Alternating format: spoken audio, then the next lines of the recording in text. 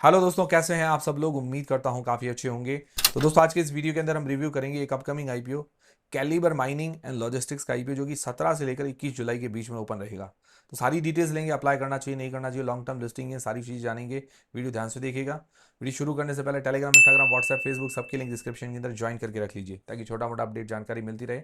सबसे पहले अगर जीएमपी की बात करें तो लगभग 100 रुपये के आसपास बता रही, लगभग 25% के आसपास जीएमपी बता रही है। तो हो सकता है थोड़ी बहुत ऊपर नीचे हो, बट अभी हम मान के चले कि 25% के आसपास जीएमपी है। बाकी एंकर लिस्ट वगैरह आते ही हम डिस्कस कर लेंगे। फिर बात करें इस कंपनी की डिटेल्स के बारे में, मतलब ये कंपनी काम क्या करती है। तो कैलिबर माइनिंग एक कोल माइनिंग और लॉजिस्टिक्स कंपनी, मतलब ये खुद कोयला नहीं बेचती है। तो जो कोयला कंपनियां मतलब कोयला बेचती है, उनकी सहायक कंपनी है, उनको सर्विसेज देती है। इसके मेन कस्टमर्स की अगर बात करें तो कोल इंडिया की जो सहायक कंपनियां, मतलब जो सब्सिडरीज है, वेस्टर्न कोल फील्ड्स, नॉर्दर्न कोल फील्ड्स, वो इसकी कस्टमर है। तो ये जो कोयला बेचने वाली, जो माइनिंग करने वाली कंपनियां, उनको सर्विसेज देती है। कंपनी 2014 के अंदर इनकॉर्पोरेट हुई थी, करीबन 12 साल हो गए हैं। महाराष्ट्र की कंपनी है और इसका मार्केट शेयर 2020 से 2026 तक बढ़ा है। मार्केट शेयर 2020 के अंदर 1% था, 2026 के अंदर बढ़कर हो गया 5% के आसपास। और इंडस्ट्री में देखिए तो जो टॉप 10 ऐसी जो कंपनियां हैं कोल फील्ड से रिलेटेड, उनको सर्विसेज देने वाली है, उसके अंदर इसका नंबर आता है। अच्छी बात है।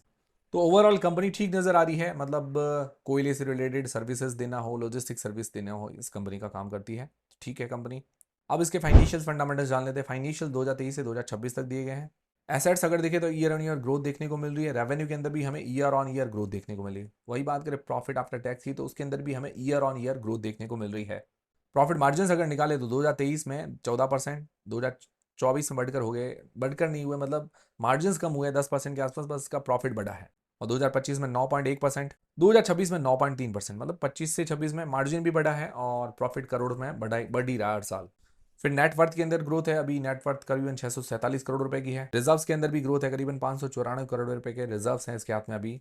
और बड़ा नेगेटिव ये है कि इसके ऊपर डेट बहुत ज्यादा, उधारी काफी ज्यादा, 1057 करोड़ रुपए की उधारी है, हर साल बढ़ रही है। और इसका जो डेट टू इक्विटी रेशियो है 1.63 का, जो कि बहुत ज्यादा है।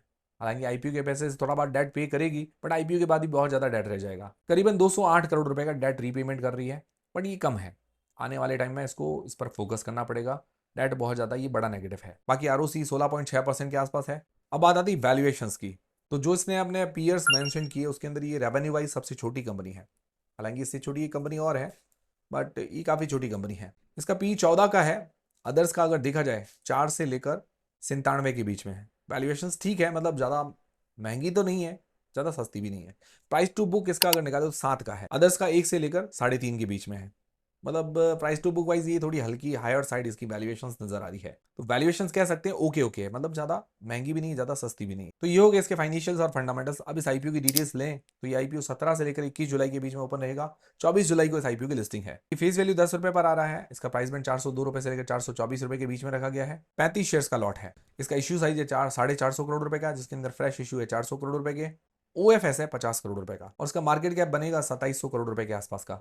और जो फ्रेश इश्यू है अपना डेट पे कर रही है, और नए व्हीकल्स मशीनरी खरीदने के अंदर ये पैसा काम में लेने वाली है। अच्छी बात है कि कंपनी की ग्रोथ में पैसा काम में आएगा और उधारी भी चुका रहे हैं। प्रमोटर होल्डिंग आईपीओ के बाद 90% से लेकर 75% तक हो जाएगी, और रिटेल पोर्शन इसके अंदर 35% का रखा गया है। तो ये होगी कंप्लीट आईपीओ की डिटेल्स। आप सबसे मेन सवाल आता है कि क्या इस आईपीओ में अप्लाई करना चाहिए नहीं करना चाहिए, करे तो लिस्टिंग या लॉन्ग टर्म के हिसाब से।